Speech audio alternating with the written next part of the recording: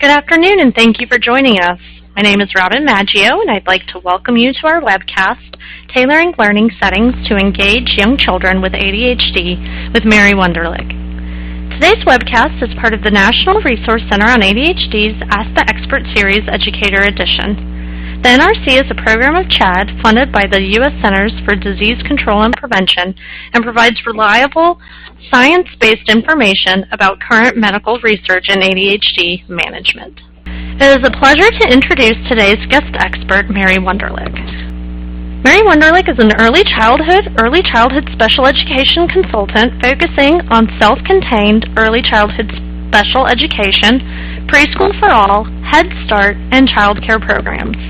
She is a facilitator of the National Association for the Education of Young Children at Risk and Special Needs Interest Forum and holds positions on Illinois' Division for Early Childhood boards and committees. Ms. Wunderlich is the author of the brochure, Finding an Appropriate Preschool for Your Child with Special Needs. She is published in Child Care Exchange International, Attitude, and Attention magazines, and is a past leader of CHAD of Chicago. Again, we are pleased to welcome our guest expert, Mary Wunderlich. Good day, everyone. So this first slide, I'm not going to read it to you. I think that simply because you're here, you would be people who do agree with these thoughts and concepts. One of the things that so often happens, and I don't want people to confuse fair with equal, did you ever hear anyone, when asked to make a change for a youngster, to do something different than their norm, say, if I do that for Denise, if I give that to Dennis, then I'll have to do it for everyone. Or, I can't do that for Denise because it's not fair. Well, this is a graphic representation of the difference between fair and equal. People who are talking the way I just did are the picture on the left. They are thinking they have to do it the same way for everyone. Being fair does not mean providing the same for everyone. It means providing each student, the picture on the right, with what he or she needs to achieve success. So any questions about fair versus equal? We do bump into it altogether too much in our work from colleagues. These are many of the children's challenges that then become your challenges as you search for strategies, modifications, and accommodations. So let's get to what can be done. You can create an environment for success. Have you ever heard of environmental deficit disorder? It comes, the terminology comes from Dale Fink, and it's a work that began not with him but with others in the mid-'60s called Ecological Psychology, Eco-Behaviorism, Ecological Approach to Behavior, meaning simply our capacity to control the environment has huge impact on behavior and communication. Our goal, our aim, is to build a functional, effective environment in which appropriate behavior is more effective than problem behavior. So we can arrange the play space. We can provide enough materials.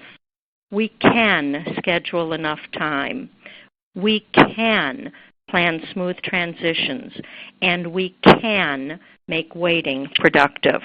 There are so very many things we can control and change. So let's get to one of the areas that's often a challenge for people. The sit, the requiring, the wishing that children would be able to sit for whatever the activity is, be it circle time, story time, sitting in a center, whatever it is. Excuse me. What we're looking for with children actually is safe sitting.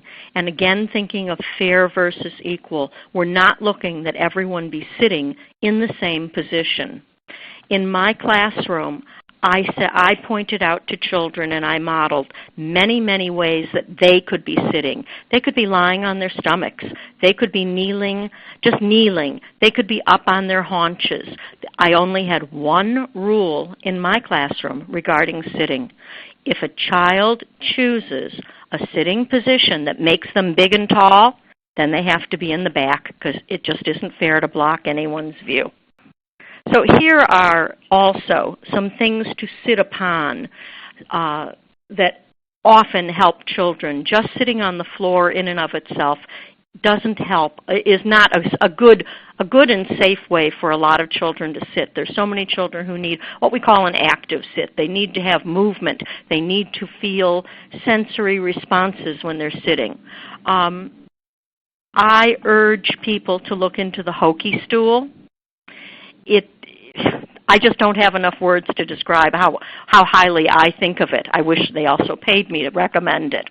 And then as I was looking, this stay and play balance ball is a version of a stability ball that I've never seen for sitting, and it just looked like a very good idea. There are floor chairs, there are bean bags, there are bean bags others can sit on. And then in the corner I have one that I want to point out to you because I actually don't recommend it. It's often found on websites when you're searching for things. It's found on websites where the hokey stool would come up.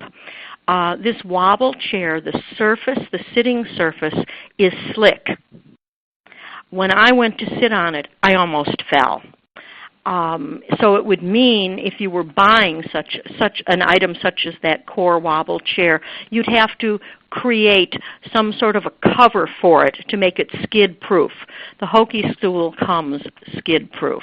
These other surfaces that I have up here are all skid-proof, and that's important for the sit. But these are wonderful sits with movement. So we can arrange the play space. The physical environment can be manipulated inside and outside. Early childhood people took classes in the long ago, and one of the first things that they were taught is in room arrangement. Make sure, for example, that you don't have such a setup that it would look like a racetrack, and then children would be enticed to be running around. So we're talking the whole room, offering mats and rugs and trays to define work and play space, a lot of the Montessori kinds of items, where to put one's tushy, signals things that signal that for children. Using the floor more. When I began in early childhood, and I do have to tell you, I began in early childhood special ed without ever having a class or seen a class in operation. And one of the first things I noticed as my children were playing with things that were on the table was that pieces kept falling on the floor. And I noticed that they didn't play with things for very long, and I looked and I thought, well, heavens, if I were playing with something and pieces kept falling on the floor, I don't think I'd want to play with it either.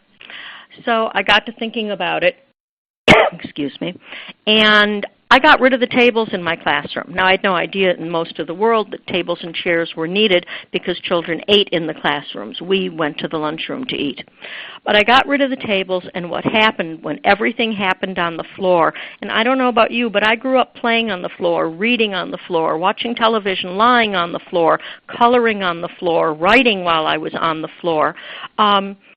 I found that the children were much more comfortable, and when they were on the floor, they were more apt to play with the things they'd given up upon. Now, also don't forget when you're talking about the play space, don't forget these factors for the environment: temperature, lighting, sound, the feel and smell. All of those are actually part of the physical environment, and the comfort of the space. Some of you in your work would be affected by environmental rating scales, and those are things that are paid attention to with that. These are things that you kind of know and do. They're very normal for early childhood settings, And I just want to show you that there's much that you're already doing that makes your environment a better place for children to function, particularly children with ADHD. So then another challenge often is getting back to that circle or story time. It's for many children, they need to learn to participate. They need to learn to actually to endure it. And so one of the things I recommend, particularly when there are a number of children who are having problems during circle or story times, is cancel what you've been doing with your official circle or story time and instead implement what I call 30-second circles. And that means the children come in and they're playing, and every now and then you say to the children, I'm going to ask you to stop soon. And when I ask you to stop, you can leave the toys, but I'm going to want you to come over here. And then they come over, they don't even sit down, and you say, let's sing the hello song. Thank you for coming to sing the hello song. Now you can go back and play some more. And then you let them know that you're going to keep calling them over to do something. And so each discrete part of your circle time can be done calling over one part at a time as they are leaving their toys so they don't feel the way they feel when they have to put things away. And then when they've kind of mastered the coming and going, then you start joining parts of your circle time together. You want to make it longer. So you have them come over for 2 or 3 things, and you say, and next time I'm going to have you come over for the hello song and the weather. Next time I'm going to have you come over for the song and the counting, whatever it is that you have in it. It's something that teaches children, and slowly you, as you see them mastering how much they can handle being together, then you are making it longer and longer to stretch their capacity. And you get to a point when you're having 2 or 3 things strung together at the one time. Of course, it's no longer 30 seconds, that you say, you're going to be here for a while. It might be more comfortable to sit. And then you're teaching them the sit and the longer periods. It's often recommended that children with challenges are seated right next to us. My concern with that is then we can't really communicate well with them. We can't see their body language. They can't see ours to learn those communications. I would recommend seating that child across. And then if you need to develop some secret symbols to do some communicating, you can do that because you can see each other. And the other thing I like to do is remind you that any book can be a chapter book. You can tell when the children are getting a little restive, that even though there's more to the book, they really can't handle more. So there were a couple of things I did. I said to the children, as I felt they were approaching that point, just a minute. And then I walked myself across to the other side of the circle, sat myself down with the book, and then they had to turn around. Just that pause and them changing position was enough so that we could go through more of a book as I'm teaching them to last longer. And then if I felt that there weren't things I could do to get them through to the end of a book, any book can be a chapter book, and we can say, let's stop this. I'm going to put a marker here. Let's stop now, and we'll finish this later. So arranging the play space, this falls under the things that you already know. Though there is some controversy recently, I've been reading about how much to have on display in our play spaces. We're coming back again to talking about sparser, less on display. I haven't made up my mind yet, and I don't know if you're thinking about it and making up yours. And then it's really important that we not only provide, but we teach organization and structure. So we can continue to provide structure and limits. We can use first-then language to help with ordering. We can create lists for tasks. We can all recite, and we can all use pictures as cues. So first then language, in case you haven't encountered it. It means, oh, honey, of course you can knock all those blocks down, but first you need to blah, blah, blah. Then you may knock down the blocks. It's putting first something that a child is less apt to care to do and want to do. So put them off with first you're going to meet my little requirement, then you can do what it is you want to do. Creating lists for tasks. Back in the olden days when I was in school, we did something called task analysis for everything that we thought children were going to be doing. And we had to very carefully think about the order of the discrete parts of any task and make sure we weren't overlooking any steps. We can do that with children, and we can talk about it with children. You're going to go to the bathroom, and first you'll go, first you'll see that there's a place to sit. Second, you will check and make sure there's toilet paper. Third, you'll go to the bathroom. Fourth, you'll use the toilet paper. Fifth, you'll flush the toilet, et cetera, and you can talk about the order of these things and then say to the children, where are we going to go? And what are you going to do first when you get there? And then what are you going to do? And then what are you going to do? And then pictures as cues. We'll get more into that later too. But pictures for schedules and pictures to remember an order and a process are so helpful to all children. So this is just a little old fact. When a ritual or a routine is practiced and repeated enough, a child learns what is expected. So he or she thinks of each step in order because we have made sure that that order is how it's done, and they feel secure in the predictability of the process, and that makes them behave in a more predictable manner. And moving and fidgeting. Children need to move. Many much more than others. Children need to fidget. Many much more than others. So build the movement in, as I did with the book, because I moved myself, then they had to move.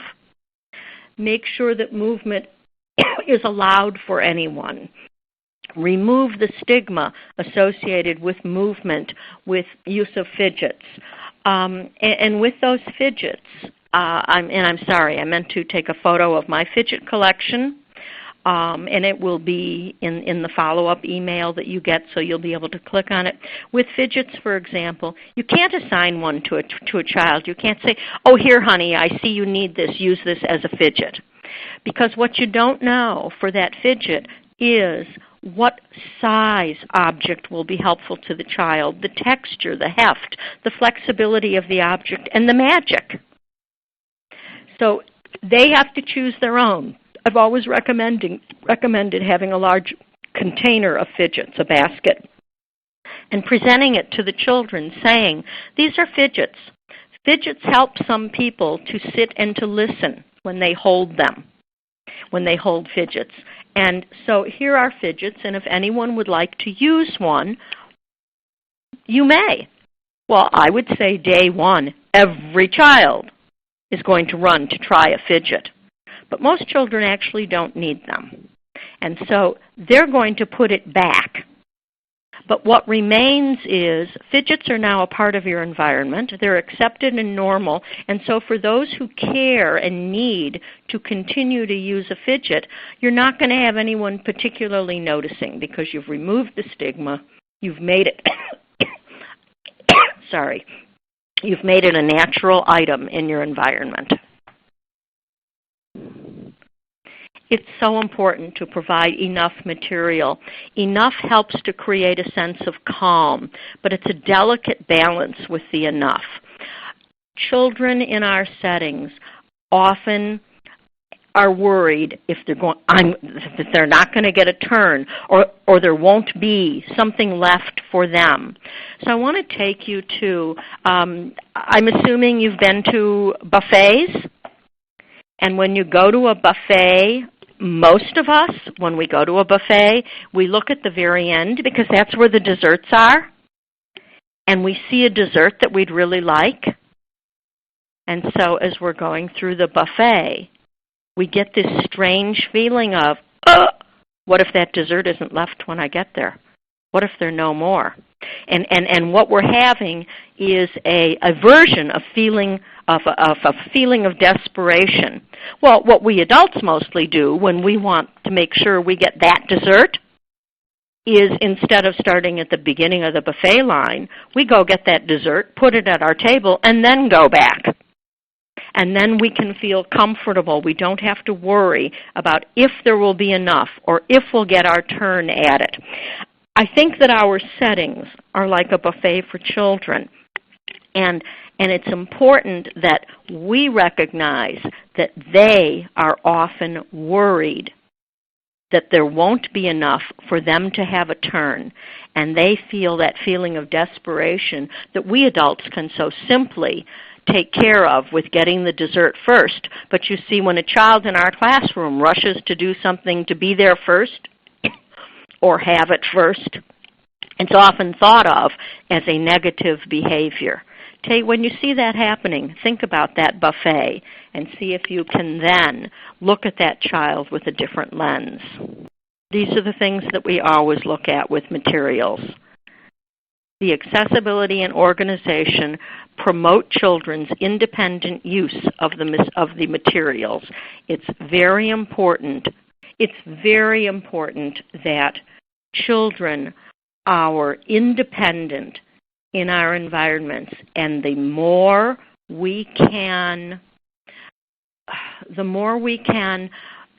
have enough for them. It's better to have, for example, 4 identical red trucks than 4 different trucks, so that you don't have children concerned about, is the red truck going to be there when I want to play? So you might want to work with colleagues and rearrange how you have materials in your classrooms to have more that's the same, so that children don't need to feel that way until you can teach them a way to feel otherwise. So we need to make toys and play materials easier to grasp, more intriguing, more interactive.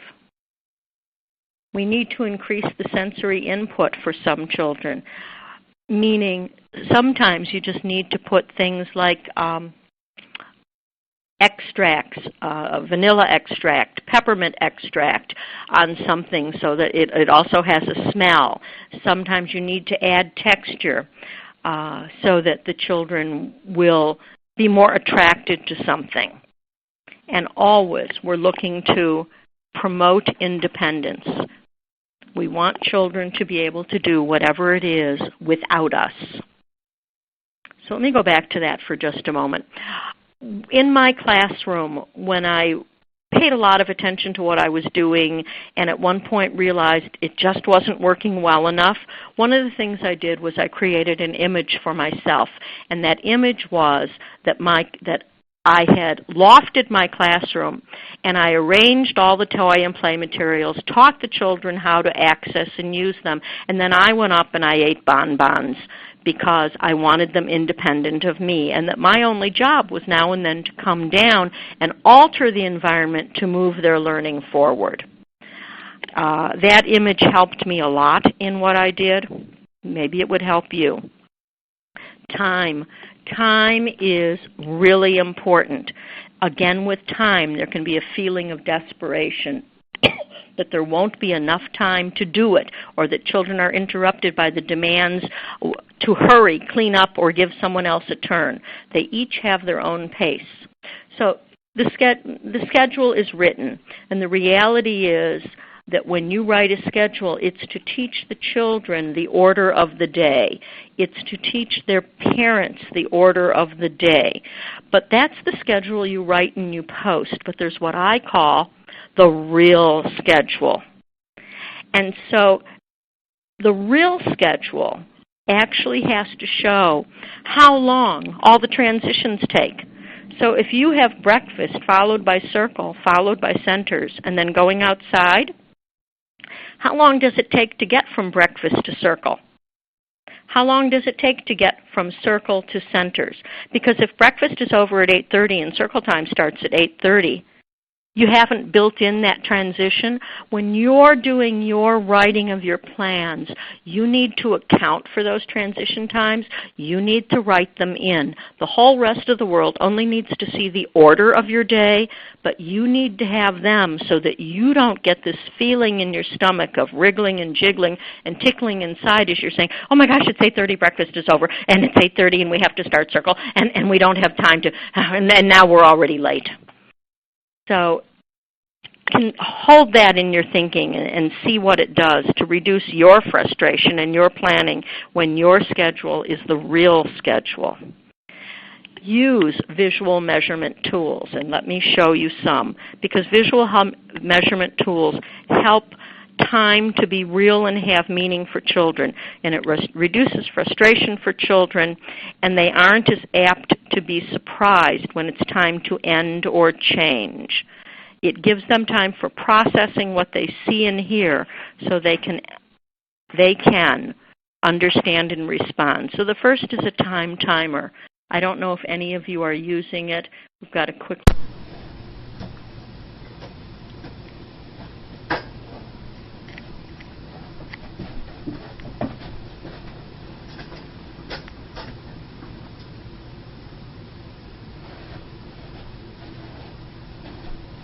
There's less red in classrooms that use them. The children are saying, oops, we're almost out of red. And that's how they know that time is passing. And then there are all of these. I always thought these were toys. And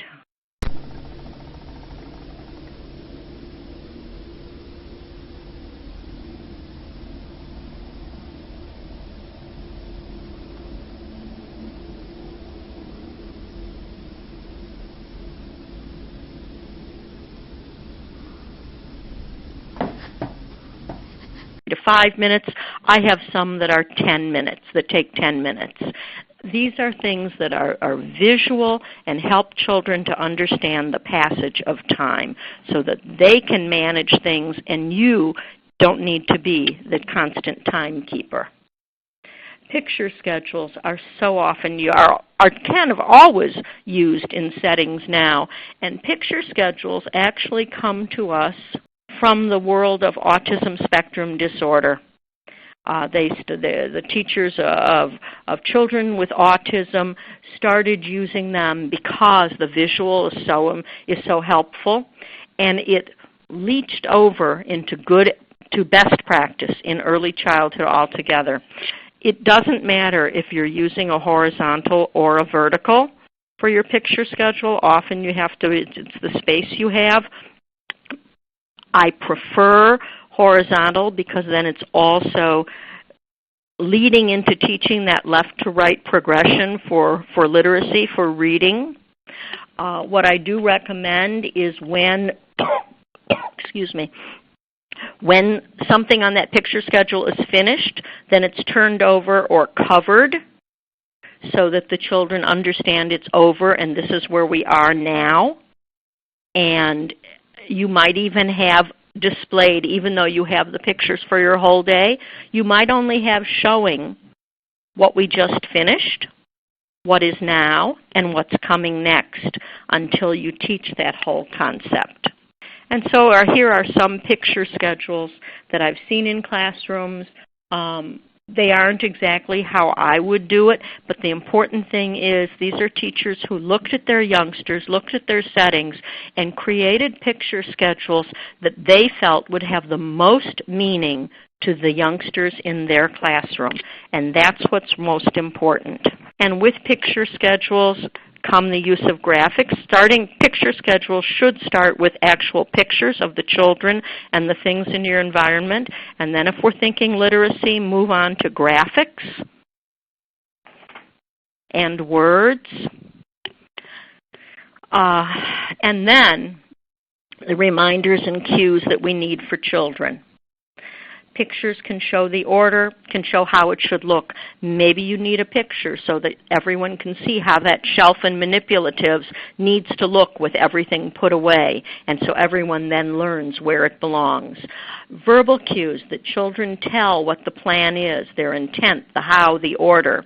And it's very, very important that you self-talk your thinking to model for children how to think through things that you're going to do.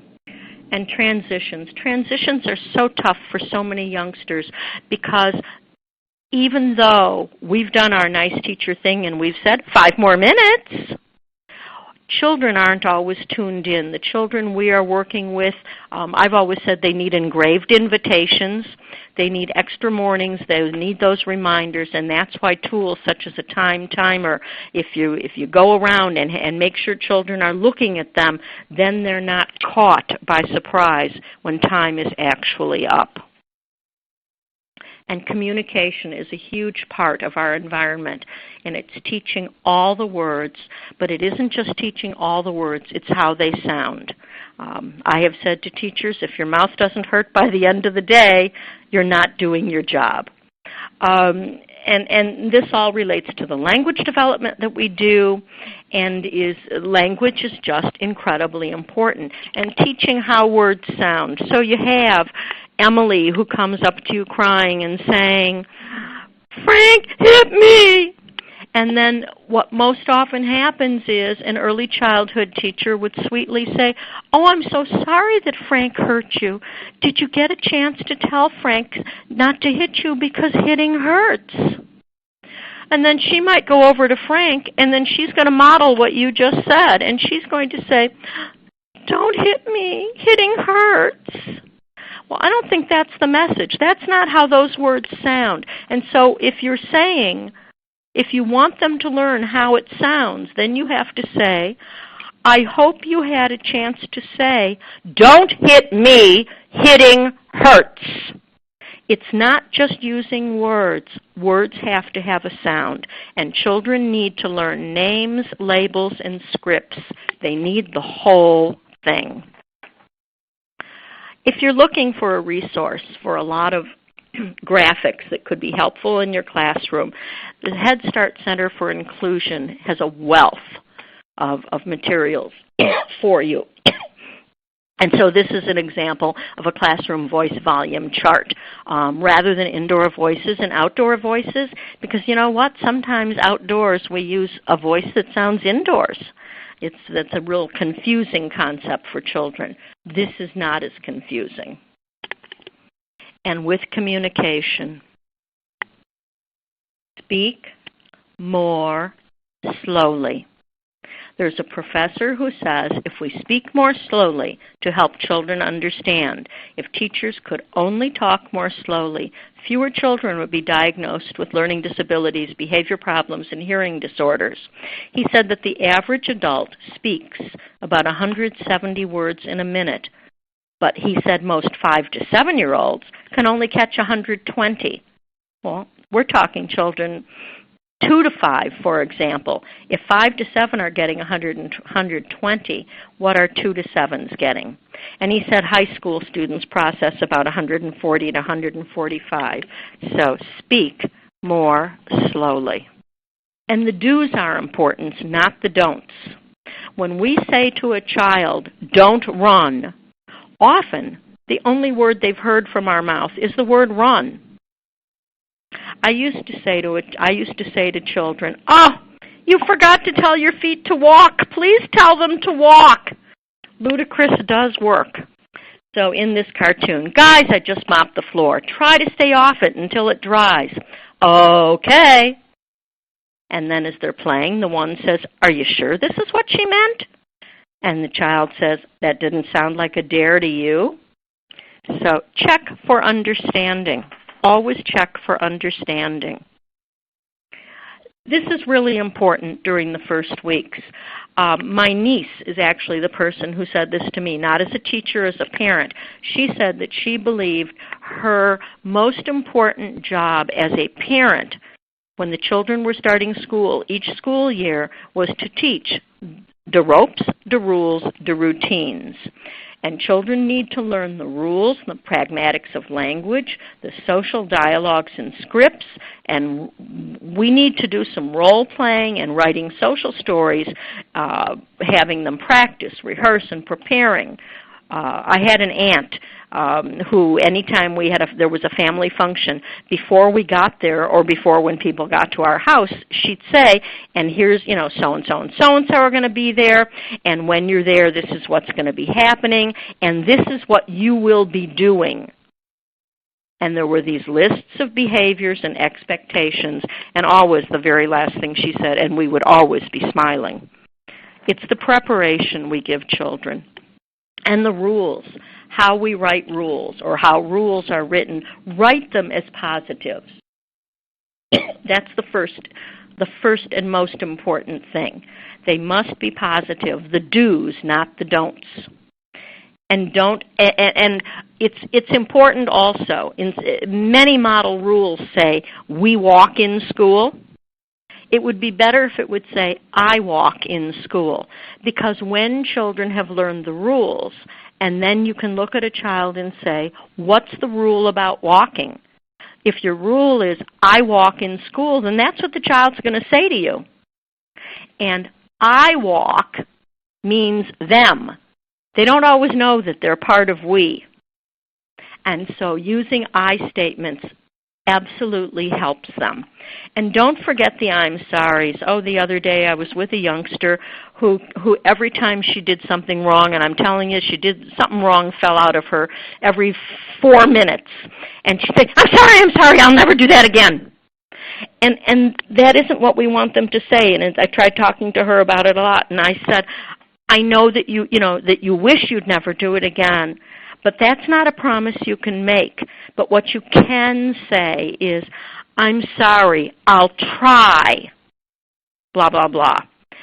Everyone can try. We can't fail at trying, but we can always fail at never repeating the mistake. So let's give children things to say and ways to be so that they feel more successful. So we create an environment for success to foster independence, exploration, practice, challenge, interaction, creativity, and that's all an environment for success does. And we always, always, always model, guide, coach, and teach whatever it is that we want children to do. Never assume that they know how to do it. Never assume that because 75% of the youngsters in front of you are doing it correctly, that any of that 25% are going to catch on simply because that's the model that they see. Many children need much more intervention and teaching. So here is one of those popular sayings. If a child doesn't know how to read, we teach them. How to swim, we teach them. How to multiply, we teach them. How to drive, we teach them. And how to behave. Most often what happens is they get punished when we need to teach them. So rule number 1 is presume it needs to be taught. This is one of the things that you can download. It may help you in your planning. It's a graphic organizer that could help you with your problem solving. And just I want to touch on this for children who are undergoing treatment for ADHD, for children who are on medications, because medication is so very helpful. So before medications, that child was very disorganized. But I want you to see after medication. The child, skills have not changed. Medication may alter how a child can now tune in, can now interact with us, but we still need to teach that organization they didn't know in the first place.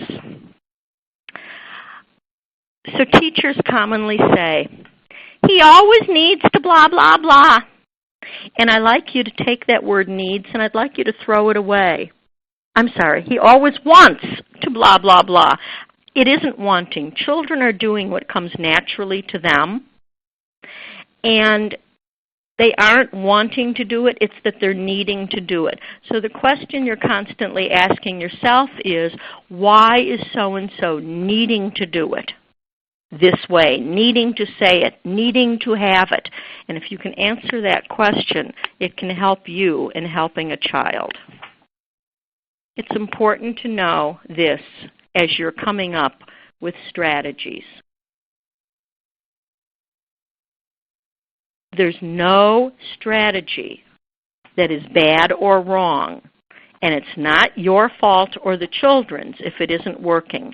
But sometimes the strategy that you're considering is simply not the one for that particular situation.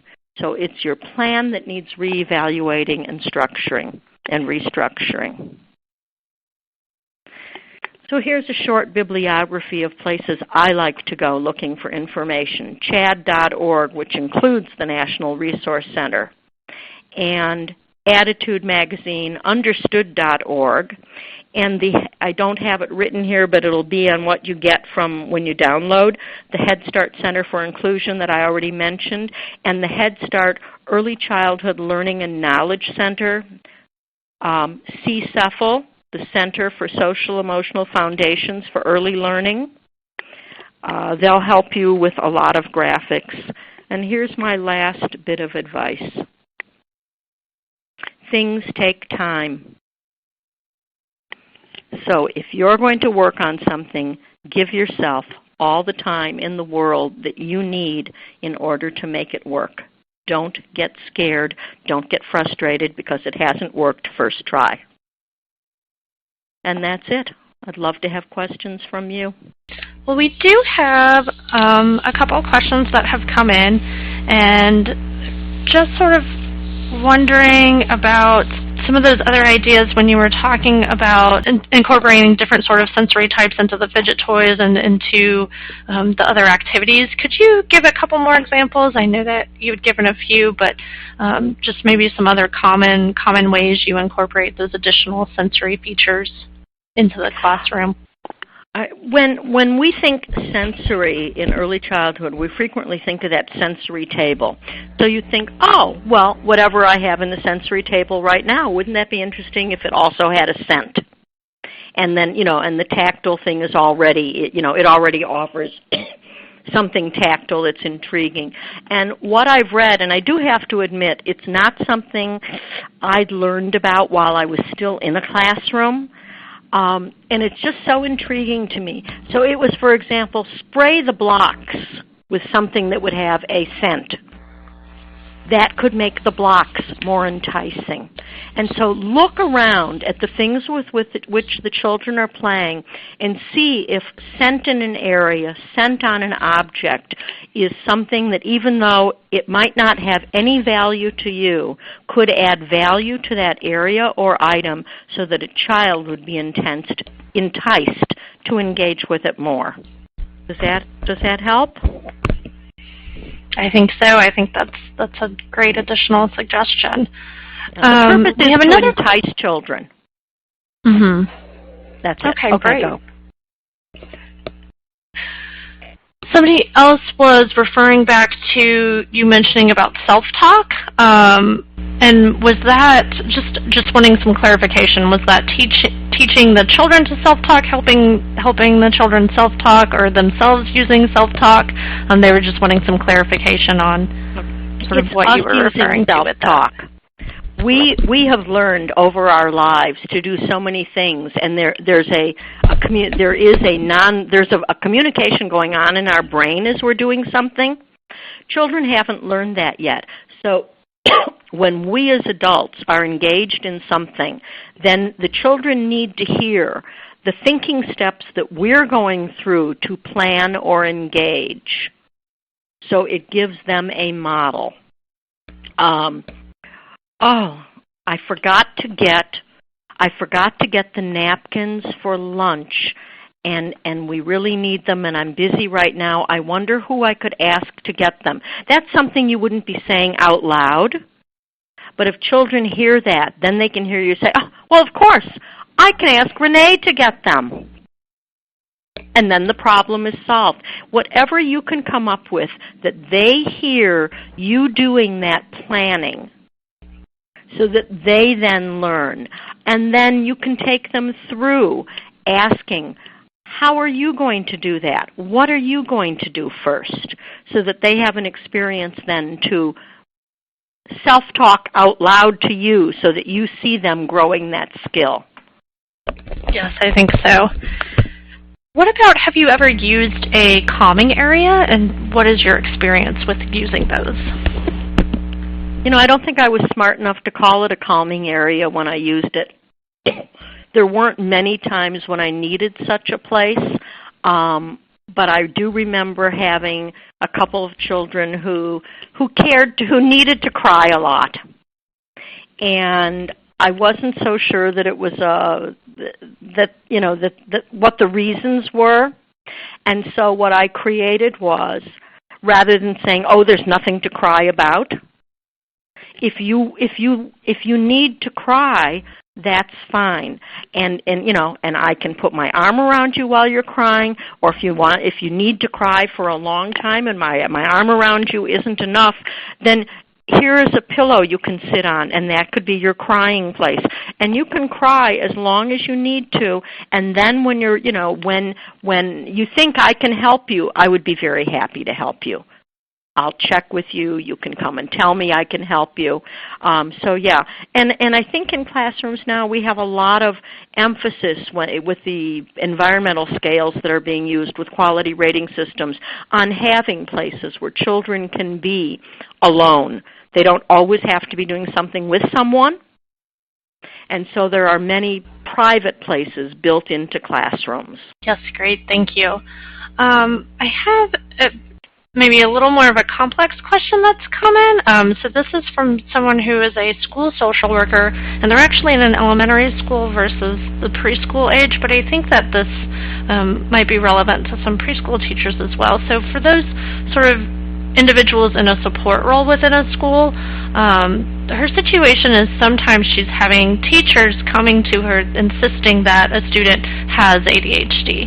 And she's wondering, do you have any suggestions for how to support teachers who have these preconceived ideas that, because this student is behaving a certain way, because they're maybe inattentive, they're squirming a little bit, that they have ADHD, and rather than maybe jumping to an evaluation, what are some maybe ways that teachers could work with those children to see if the behaviors improve before referring for an evaluation? And I think you said the key, working with the child to see if there's improvement. We can't diagnose. And that's what this person is saying. She knows as a social worker that we can't be the diagnosticians, but we can't allow ourselves to fall back on, oh, it must be ADHD, and therefore they must get to a diagnostician. We must first work with whatever the behavior is that concerns us, and see what we can do to make it otherwise. So often, children just have not had an opportunity to learn to do something another way. It doesn't mean they're intending bad. It doesn't mean they're intending excuse me, that they're intending inattention. It doesn't mean that they're intending impulsivity. It's just in their previous experience, those are the ways that have worked for them. So we have to work very hard to teach them other ways and see what the results are before you go running to a doctor. We have a lot of ability to do a lot of things to build children to have more of the skills they need, rather than thinking that it's a deficit causing it. Simply can be a lack of experience. Yes, thank you. What about strategies for ADHD children who are having trouble socially? Do you have any suggestions to help the ADHD child as well as helping the neurotypical children to embrace the children with ADHD? First, let's see. Start by teaching the child the things that they need to know, and that's the role playing. It's the modeling, teaching the words and how those words need to sound, that they need to use. It's writing social stories with them and using them. And if we, as adults, do not allow ourselves to react to those children who still need to learn a lot of things, if we don't allow ourselves to react that is a negative, that it's bad or wrong, then the other children won't perceive it as bad or wrong. They get those cues from us. I can't think of a real social one right now. Well, maybe it is. So at circle time, there's the youngster who turns their back during circle time, and people presume that that's a bad behavior, that they're turning their back to ignore us. Well, for many children, they're turning their back because children understand that during that circle time, they're expected to listen, and children know how they need to do what they need to do it better. They want to meet our expectation, and so this child is saying, it's really important that I listen, so I'm turning around because if I get distracted by what I'm looking at. I need to do all the listening I can, and so they put their bodies in a position where then they can tune in better listening because the visual is not being used the same way. And so those are the things. And so when the child turns around, you don't say, oh, this child is being oppositional. You might say to yourself, oh, I have a feeling so-and-so needs to do that so they can hear better what's going on because they've learned that listening is really important here. And just respect it. And then the others aren't saying, oh, look at Carl, he turned around. And then looking for a teacher to say, well, Carl, you need to turn back around. You don't need to get to that at all. In fact, you could even say, Carl, thank you for turning around when it's important to listen. I know it's easier for you to listen that way. That's smart of you to have thought of that. Thank you. Great. And I actually just have one more question. And are the resources you listed, do they have some good social stories? Or are any of them in particular focused on sort of that social aspect of ADHD? CCEFL would have them. I think that the Head Start sites would have them. But it's more important with a social story that you actually create it with the child or the children so that it's made for your setting. It needs to be that up close and personal. Social stories are aided with photographs of children looking like the way we want them to look, doing the way, what we want them to do. So you can use some samples. You could probably Google social stories and get a lot of examples. But again, they work better, particularly with young children, if you write them together. And with older children, it's nice to see if they can write it and how much or little of an assist they need from us.